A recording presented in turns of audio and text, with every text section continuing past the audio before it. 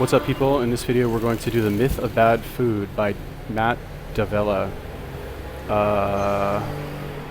Okay, this popped up in my feed. We're gonna do it. The Myth of Bad Food.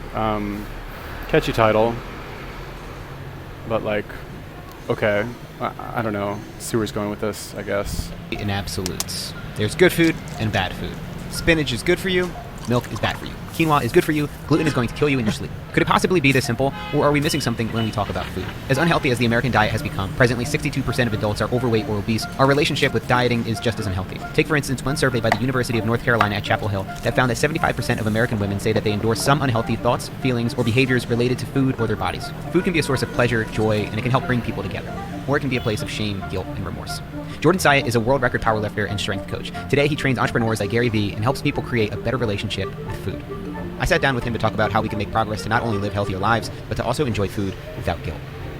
I love to keep things simple, and I would love to say that we could just create these two separate categories of good and bad food, but would you say that that's just a complete oversimplification of food? It's a massive oversimplification, and it's a marketing tactic. It's almost like when you look on Instagram, you have like the green checks and the red X's. I work with a lot of people who struggle with food anxiety and with binge eating, and first and foremost, more people struggle with binge eating than they would like to admit.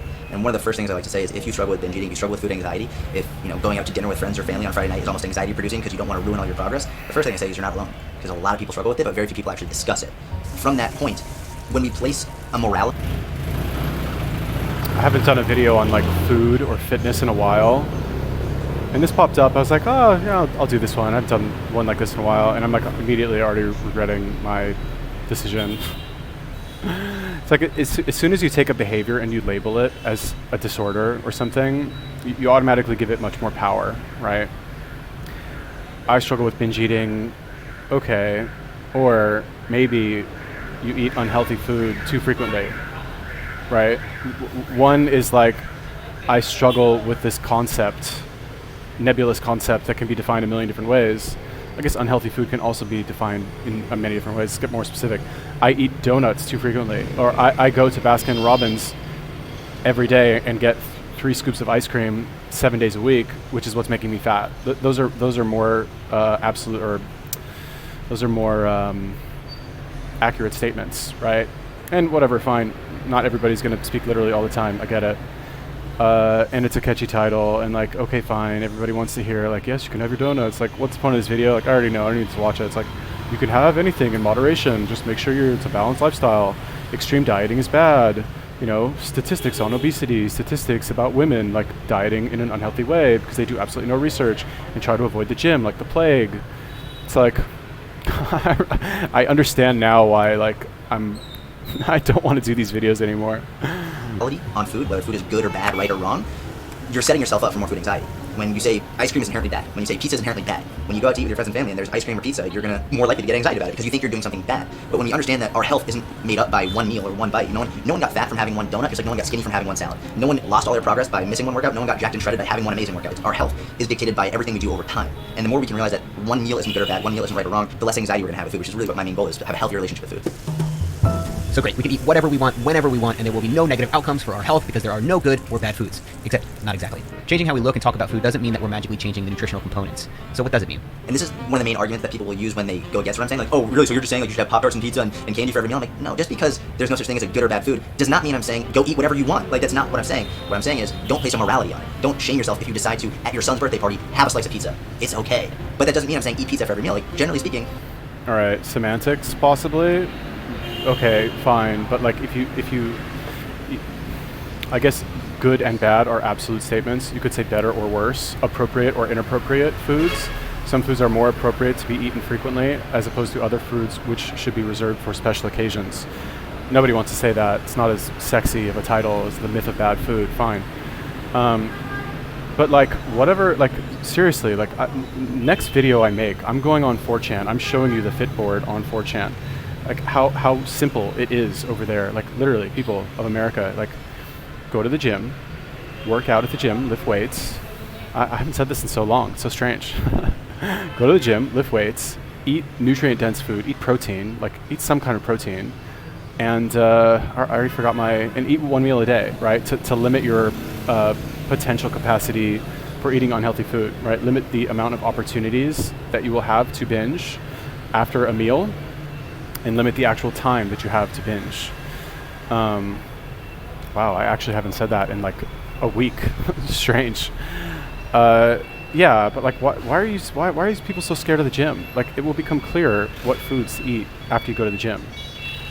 I'm done.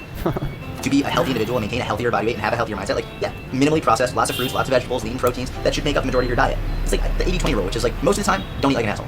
When you do eat like an asshole, don't treat yourself like an asshole. I think a lot of times too, like we need to think about what our goals are from the beginning. Because it's very easy to just follow trends, but we're so individual. And it's like, do you want to gain strength, or do you want to focus on your body? Do you want to get lean? Right. What is it? And I think if we focus on those things first, then we can figure out maybe what's the best kind of lifestyle to live, what kind of food we should be eating.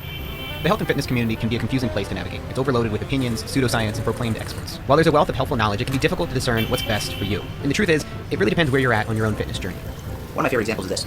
For one person, progress might be saying no to the donut because it's going to help them stay on track. It's going to help them eat fewer calories, and that's going to help them lose weight, which is what their goal is. For another person, though, progress might be saying yes to the donut because now they can eat it without anxiety. Because I think a lot of people only look at progress from a physical perspective, like fat loss, muscle gain, but mental progress is huge. Mental health is massively important, and it's seriously under-discussed, especially in fitness. And for me, if someone can have a donut without leading to a further binge, and or have a donut without shaming themselves and feeling guilty and just driving themselves on the ground feeling like a lesser person, like they failed, that's also huge progress. It's probably better, right, to make the decision consciously than to slip up and make mistakes and then, or see them as mistakes. We say, okay, I'm going to go out and God, I hate, how is this an industry? Who are these people who are giving these people money? Like, really? Like, okay, fine, the in and of itself, that was not a dumb thing to say, right? I guess you could make the argument that that's true. But like, people, go to the gym. Lift weights at the gym, and you can have your donut without feeling guilty. Let me put it to you like this, simpler. If you go to the gym and lift weights, you will, and let's say you're a skeleton, you will want to eat more. You will eat more without feeling guilty. And if you're fat, you will make the proper food choices, period.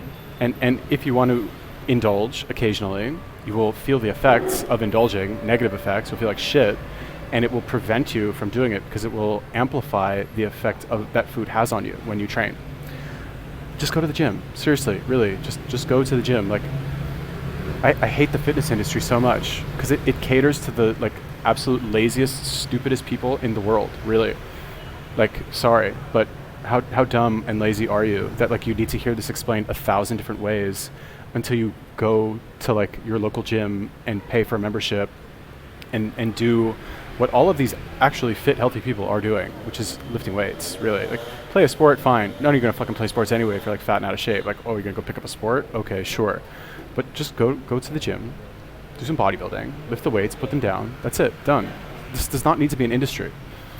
and have a burger tonight, then we can feel better about that experience. A lot of people, they'll go get the burger, but every bite, they're like, I shouldn't be doing this, I shouldn't be doing this. And they feel terrible about it, and they can't even enjoy it. And then when they're done, they feel so bad, they're like, well, I screwed everything up, so screw it. And then they get the ice cream, and they have a whole box of Cinnamon Toast Crunch, and then they have, it's like, what if you just enjoyed the burger?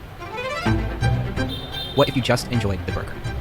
When you first get into healthy eating, it can be very easy to place large red X's on some foods and green check marks on the others. But this might not be the best long-term approach, especially if your goal isn't to just shed excess fat, but to instead rediscover a love of food without shame or guilt. As long as we're giving our body the nutrients it needs most of the time, as Jordan said, focusing on eating less processed foods, more fruits, more vegetables, and more lean protein, we can indulge ourselves every once in a while. We can eat guilt-free while on vacation. We can kick our feet up and have a few beers. After all, life can be pretty damn boring if we don't break our own rules from time to time. Are burgers good for you? Well, they taste pretty good. And for this meal, that's good enough for me.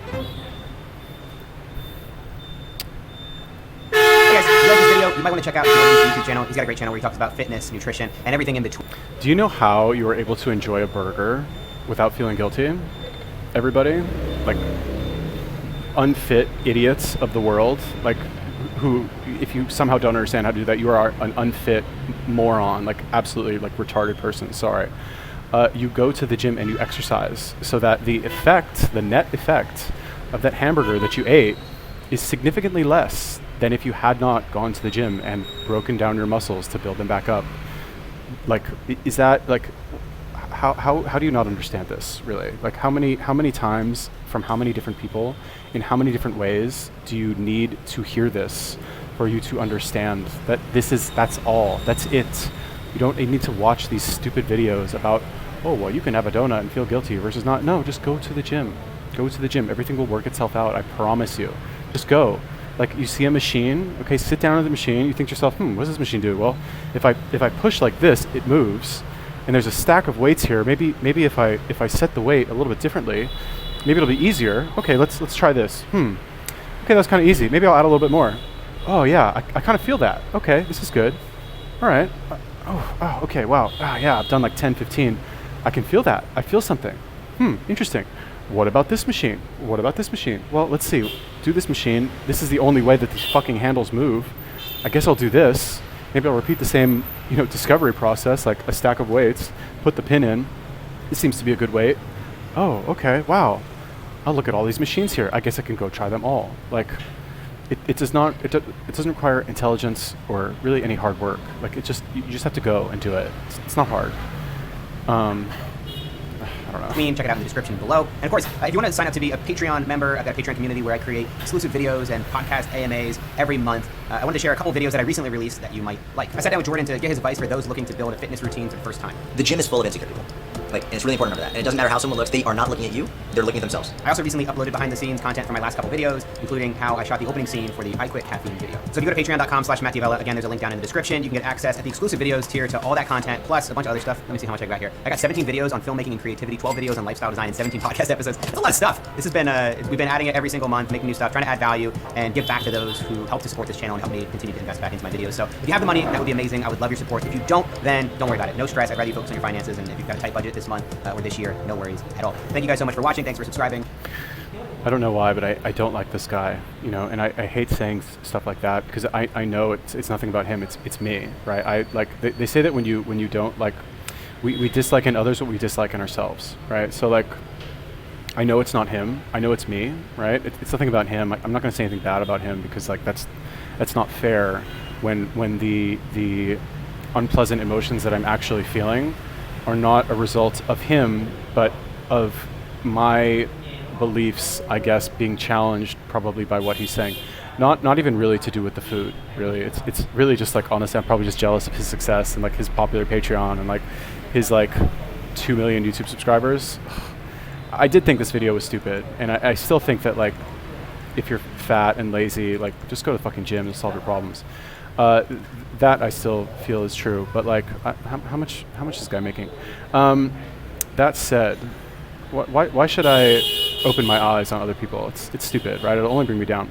That said, let's talk about the like hands-free selfie stick protruding from the abdomen. I want one of those. Where's the budget version of that I can buy? This guy's crushing it. I'm gonna like question my entire life.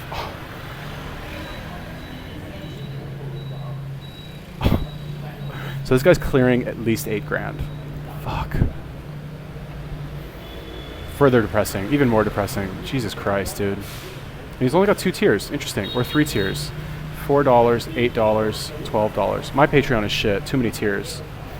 What do you get? Let's see. $8 to get access to the AMA. $12 about the extra videos.